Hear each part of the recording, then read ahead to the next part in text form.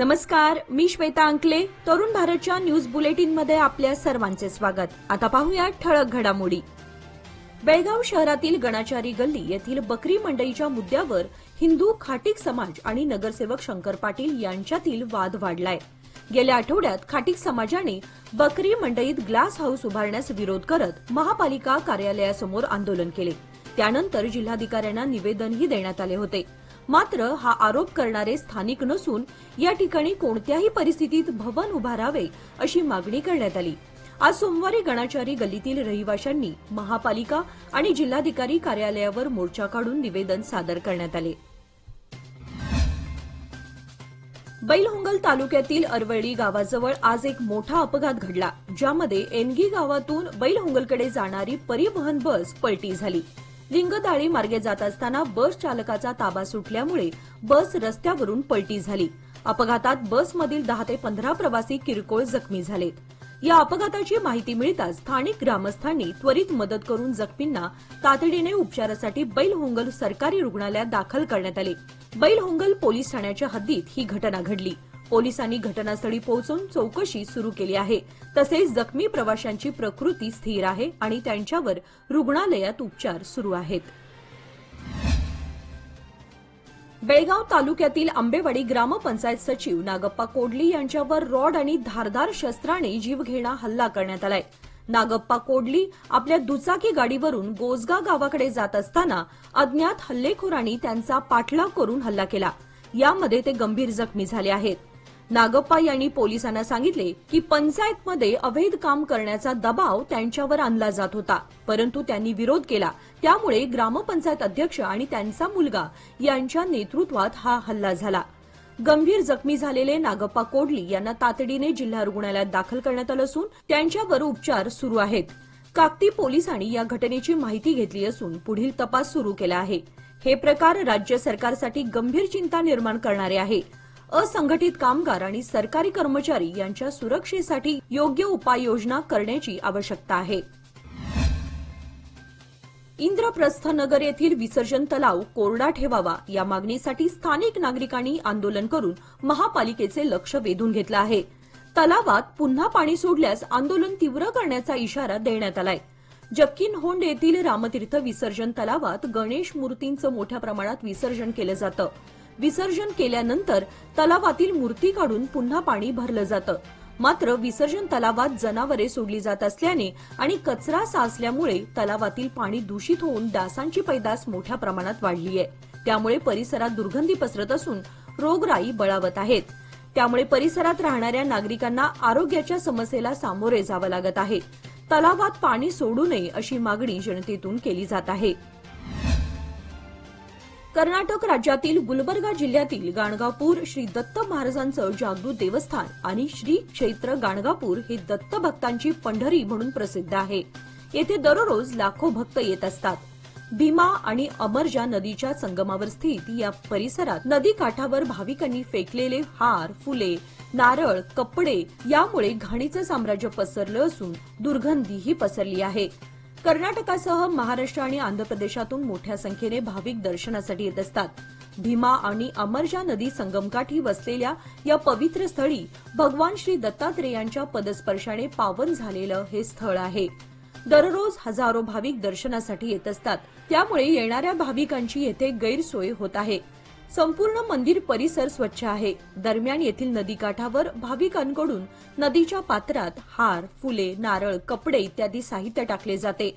मात्र यामुळे सर्वत्र घाणीचं साम्राज्य पसरलं असून परिसरात दुर्गंधी पसरली आहे. मंदिर प्रशासनाने व स्थानिक लोकप्रतिनिधींनी तसेच येथील नगरपालिकेच्या वतीने लक्ष पुरवून या परिसराची स्वच्छता करण्याची गरज आहे. मात्र ते होताना दिसून येत नाही. तसेच परराज्यातून येणाऱ्या भाविकांनी सुद्धा स्वच्छतेचे भान ठेवून हा परिसर स्वच्छ आणि निर्मळ ठेवण्यास मदत करायला हवी. मंदिर प्रशासनाच्या वतीने कायमस्वरूपी सुरक्षा रक्षक येथे नेमायला हवा. तरच या श्री गाणगापूर तीर्थक्षेत्राचं पावित्र्य जपलं जाईल अशी आशा व्यक्त होत आहे. त्यामुळे लवकरात लवकर प्रशासनाने याकडे लक्ष देऊन येथील सर्व परिसर स्वच्छ करावा अशी मागणी वाढू लागली आहे. सुळेभावी येथील श्री महालक्ष्मी देवीची यात्रा 18 ते 26 मार्च रोजी होणार आहे। याच पार्श्वभूमीवर रविवारी सुळेभावी ते बेळगाव पर्यंत बाईक रॅलीचे आयोजन करण्यात आले होते। या रॅलीला पंचक्रोशीतील भाविकांनी उत्तम प्रतिसाद दिला। महालक्ष्मी देवीचे विशेष पूजन करून रविवारी सकाळी बाईक रॅलीला चालना देण्यात आली। गावातील प्रमुख मार्गावरून जाऊन खणगाव, बीके, अष्टे, कणबर्गी मार्गे ही रॅली बेळगावला पोहोचली। चन्नमा सर्कल, धर्मवीर संभाजी महाराज चौकापर्यंत जाऊन त्याच मार्गाने गांधीनगर, सांब्रा मार्गे ही रॅली परत सुळेभावीला पोहोचली। श्री महालक्ष्मी देवस्थान जीर्णोद्धार कमिटीचे चेअरमन देवण्णा बंगेण्णवर म्हणाले की प्रत्येक 5 वर्षातून एकदा देवीची यात्रा भरते। यात्रेला मोठ्या संख्येने भाविक दर्शनासाठी येतात। यात्रेच्या जागृतीसाठी रॅलीचे आयोजन करण्यात आले आहे। Financial support at every step. On the occasion of Women's Day, presenting Lokmanya Mahila Udan Nivesh Yojana, get an attractive 10.25% interest on a 555-day deposit, additional 0.50% interest for senior citizens. For more details, visit our nearest branch or call 1800-212-4050. Lokmanya, where money grows and relationships strengthens. राज्य सरकारने असंघटित कामगारांसाठी महत्त्वाची घोषणा केली आहे। परिवहन महामंडळाच्या कामगारांसाठी 1 लाख रुपयांची नैसर्गिक मृत्यूची भरपाई दिली जाईल। याबरोबरच विमा अंतर्गत रुग्णालय खर्चाच्या 75% रक्कम सरकारने देण्याची मागणी असंघटित महिला संघटनेने केली आहे। सरकारने 5 लाख रुपयांची विमा भरपाई देण्याची घोषणा केली आहे, ज्यामुळे कामगारांच्या कुटुंबियांना आधार मिळणार आहे। कामगारांच्या समस्यांचे सोडवणूक करण्यासाठी प्रत्येक तालुक्यात 1 कर्मचारी नियुक्त करण्याची विनंती करण्यात आली आहे। खानापूर तालुक्याचा जांबोटी कणकुंभी हा भाग डोंगराळ आणि दुर्गम भागात विद्युत पुरवठा सुरळीत होण्यासाठी किमान 10-12 लाईनमनची गरज आहे। पूर्वी या भागामध्ये 12 लाईनमन होते, मात्र गेल्या अनेक वर्षांपासून हेस्कॉमकडे जांबोटी भागासाठी केवळ 3च लाईनमन आहेत। त्यामुळे या भागातील जवळपास 30 ते 40 गावांचा विद्युत पुरवठा सांभाळणं 3 लाईनमनना अवघड होत आहे। वास्तविक हेस्कॉमकडे पुरेसा कर्मचारी वर्ग असेल तर सुरळीत विद्युत पुरवठा होण्यास अडचण होणार नाही। मात्र अपुऱ्या कर्मचारी वर्गामुळे हेस्कॉमची डोकेदुखी वाढली आहे। जांबोटी कणकुंभी भागासाठी जादा लाईनमन देऊन या भागात वारंवार होणारा खंडित विद्युत पुरवठा सुरळीत करावा, अन्यथा हेस्कॉमच्या कार्यालयावर मोर्चा काढल्याशिवाय आमच्याकडे पर्याय नाही, असा इशारा यावेळी नागरिकांनी दिला। Federation of Indian chambers of commerce and industries दिल्लीतर्फे आयोजित Indo German business partnership programme 2025 कार्यक्रमाकरिता इंडस्ट्री 4.0 बॅच 2025 अंतर्गत बेळगावच्या लिओ इंजिनियर्सचे मालक सीईओ जयदीप बिर्जे यांची तसेच जनरल बॅच 2025 साठी त्यांच्या पत्नी लिओ इंजिनियर्सच्या मॅनेजिंग पार्टनर सोनाली बिर्जे यांची कर्नाटक राज्यातून अभिनंदनीय निवड झाली आहे।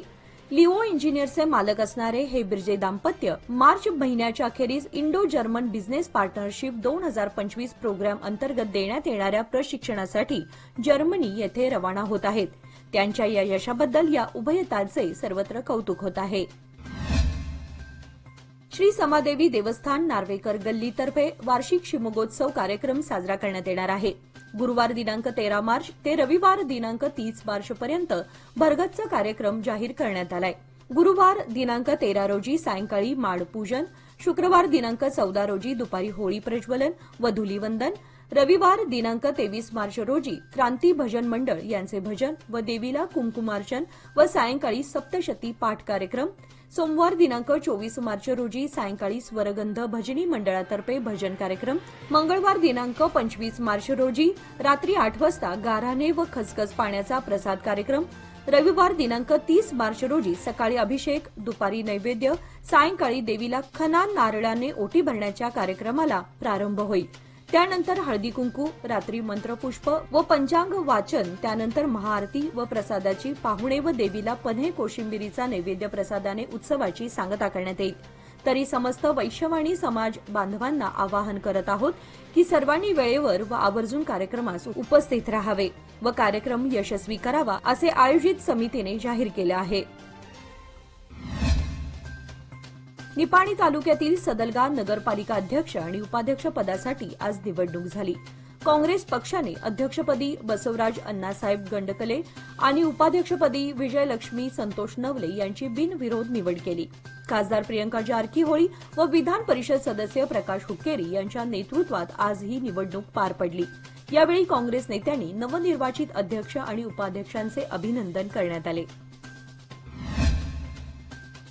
काल रविवार दिनांक 9 मार्च 2025 रोजी अस्मिता क्रिएशन्स या चित्रपट निर्मिती संस्थेमध्ये गेल्या 3 महिन्यांपासून राबवल्या जाणाऱ्या अभिनय प्रशिक्षण शिबिराची सांगता झाली.